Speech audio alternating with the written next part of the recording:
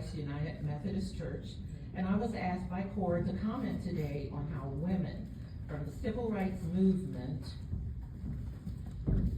bear with me people, from the civil rights movement inspired me, and why it was important for me as a woman to stand up for justice in my life.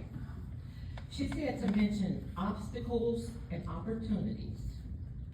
I could do the research, throw out some of the well-known names that are always mentioned, like Rosa Parks and Martin Luther King's wife, Coretta King, after the assassination, along with the other famous women in between there, but they're on the table.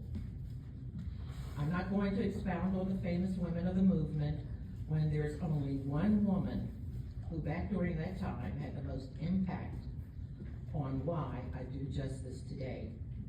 That person, you may have already guessed, was my mother. So let me share one of the many injustices with you now that I experienced. My story starts with me as a young girl, around the age of 11 or 12, going on vacation, driving down there, and the destination was Miami, Florida. My father grew up in Alabama, whereas my mother grew up in Ohio. Get it? Yeah. The North and the South did meet, but totally with different mindsets. She was not going to stand for any of this injustice towards her down there. I can't remember exactly how it happened that time that we stopped for food. It was shocking enough to see white benches with words in black saying, "For whites only." But my father showed up at the restaurant. He was told he would be or could be served, but not his wife and child. This is where the woman from the North made me proud. I don't know how the food on that tray that my father brought out for Mom and I ended up on the ground, and we went driving away. To her, it stood for principle. Yes, I grew up. There were obstacles, oppression, unjust treatment, but the strong mother that I had helped me to see the wrongs of that day, just as bread is helping me and others to continue to fight the everyday injustices and indignities that we are still experiencing. True, the 2020 pandemic was an obstacle. It affected bread, church attendance, and others.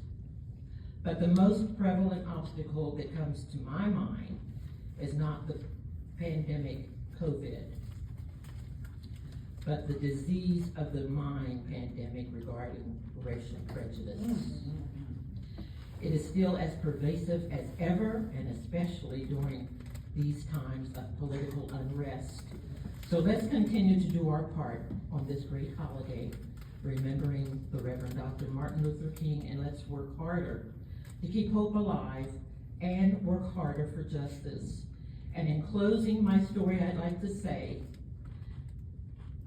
end by saying that I did miss an opportunity yesterday while shopping at Walmart. A young woman approached me very apprehensively, which we do sometimes when we do one-on-ones.